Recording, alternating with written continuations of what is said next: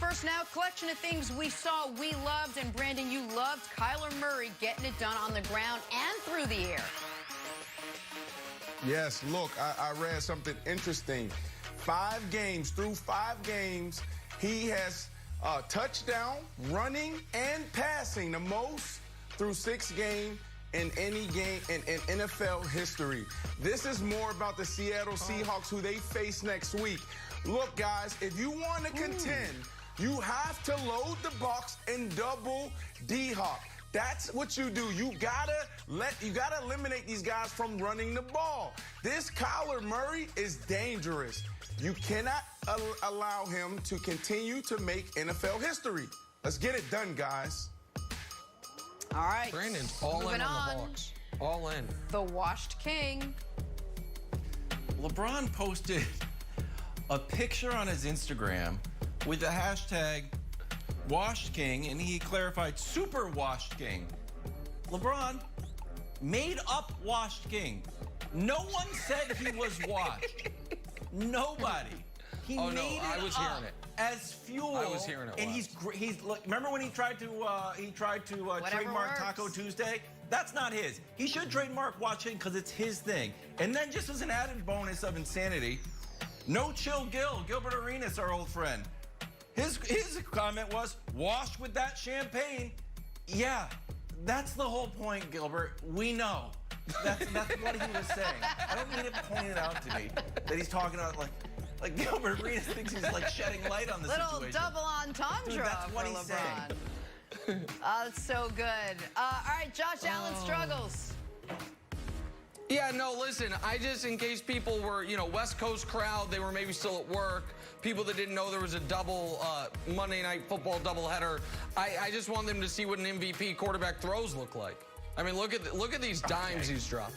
Look at the pinpoint accuracy. Look at a guy whose team has to go get in field goal range to have a chance throw passes like that. I mean, this is just, that one, look at that. If not for the defensive lineman in his face, that could have also landed at a receiver's feet.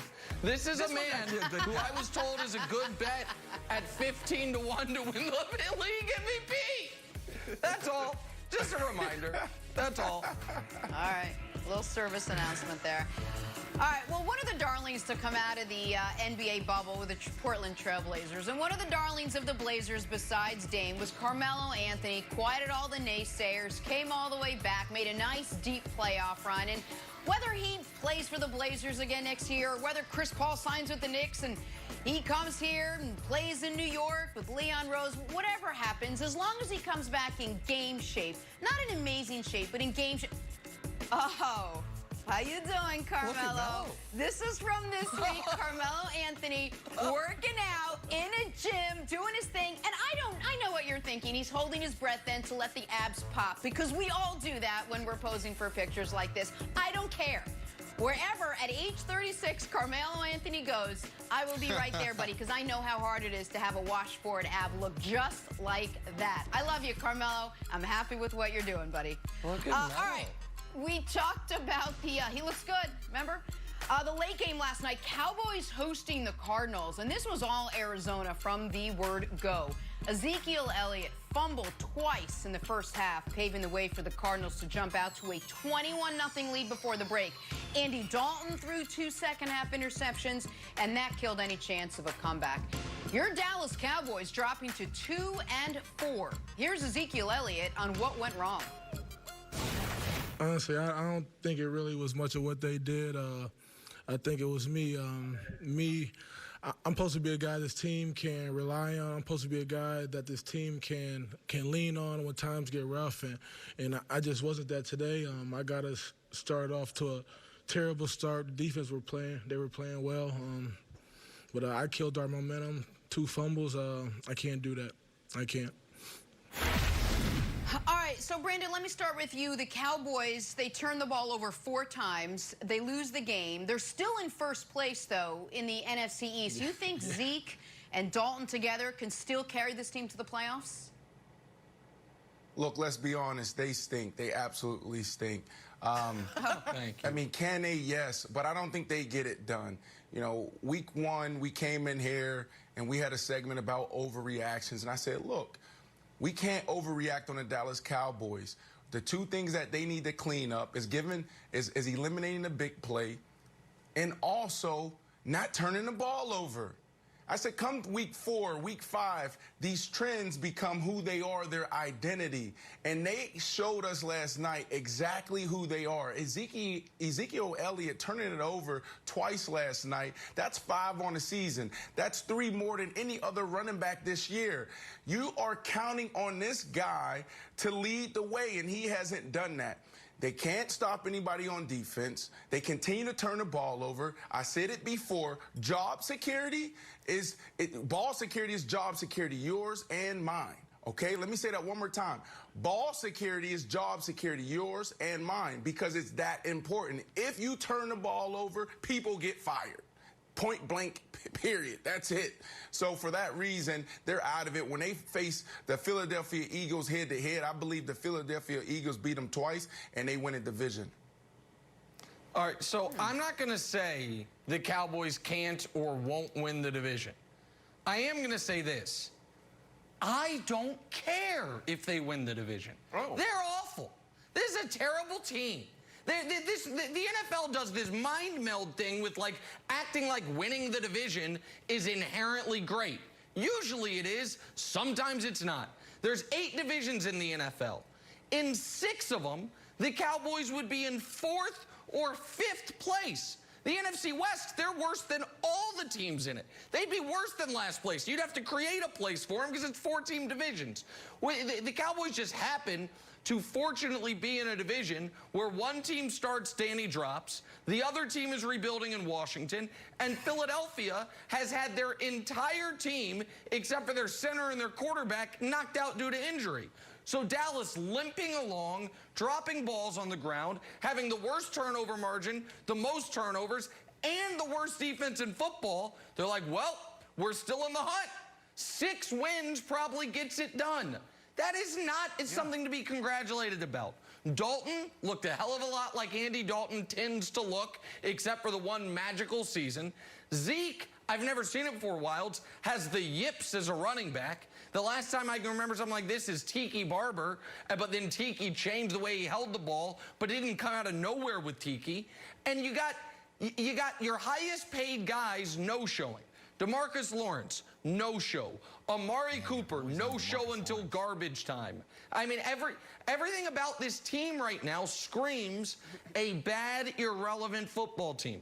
But they're the nation's most popular team, and they happen to play in a division that right now would struggle to win the SEC West. So because of that, we discuss them. But they're a bad team. Sure, they can win the NFC East. Congrats. You'll get 30-balled in the first round of the playoffs by a good team, the best wild card team in the NFC, and you'll be done. Don't you view these mistakes, though, just to play devil's advocate, Jenna, don't you view these mistakes as one-off mistakes, though? Like Zeke couldn't hold on to the ball. Like, all right, he kind of just gave the second one up. That is not a systemic issue. A couple weeks ago, he was I used to think that. Just stand by. Michael Gallup, the ball bounced out. Like, he can catch the ball. He can. The second interception that Andy Dalton threw, I like to think it's karmic retribution for the wet Nerf ball that he threw in the first quarter. But that was obviously a pass interference. So I think if there's any silver lining here, it's that these mistakes are very easily fixable. I'm going to talk about the defense. Defense played all right. But there's tiny mistakes that, like, got to catch the ball, got to hold on to the ball. All right, and get a good call, and the game's different. I could buy that these are one-off mistakes. Let me go into your lane a bit, Wilds, the analogy world. Right when I moved to New York City, within 3 weeks, my beloved, wonderful, amazing wife got in a little fender bender. I was like, it's New York. It's her first time driving. It's not going to happen again. We'd been here 3 months, and it happened 2 more times. And I was like, oh, this might be a problem. I can't just say this is a one-off. If we're averaging 1 fender bender a month, maybe driving in New York City is going to be a little tougher. We're now a third of the way through the season. And Brandon, every week it's turnovers. Every week it's turnovers, and every week some receiver is running butt naked open down the field for a touchdown. So this is just who you are. That's right. That's I right. mean, at this point, Jenna, this just is who the Cowboys are, Jenna. So, all right, so Brandon, if you look at this team, what they've done wrong on defense, and after last night, what they've done wrong on offense, are you more worried about what they're doing offensively or defensively? Defensively, 100%. You got to start there. I mean, when you don't have good players, you can't win games. Offensively, they're really good, actually. They just turn the ball over. I know you're talking about Andy Dalton. Can he get in the rhythm? Can he not get in the rhythm? Is he good? Is he not good? We had one magical year. But Andy Dalton with those weapons can get it done. Just don't turn the ball over, okay? Those are things that you can control. On the other side of the ball, you can't control having bad players. They don't have guys that can do this, run the simplest of defenses, cover 3 quarters. They don't understand the responsibilities. And then obviously there's still effort issues. I saw a few plays last night where guys looked like they were literally running in quicksand. I don't know if they're out of shape or if they're just not trying, but this is bad. You know what my favorite part of the game though was, Nick? At the end of the first half, when there was a skirmish, and the broadcasters are using this as a highlight for the Cowboys, even though once we saw the replay, it's actually the Cowboys guy getting pancaked. So and it was really like, you know what? This is the fire we need to see. Like, oh boy, you know you're in a bad spot when the highlight of the game is a special team skirmish that you probably lost. Well, and it's just the Cowboys every week have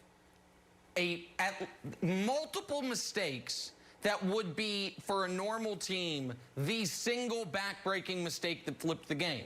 And by that I mean, like, your team's playing well and your running back fumbles. Well, that happens every week now. Michael Gallup is wide open in the end zone before halftime to make it a game, and the ball bounces off his hands. Like, if just one of those things happened to the Pittsburgh Steelers in a game, we'd say, well, that was the turning point. They were playing well, but that was the turning point.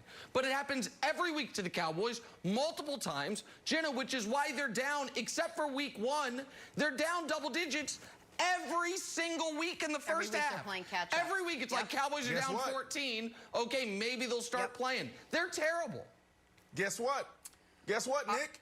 They're still leading the division. What? They're still leading the division. I don't care. How much of a division? I don't All right. Well, if it's time to panic in Dallas, do we feel the same way about the Patriots after their terrible loss to the Broncos on Sunday? Next, first things first. It's a good story.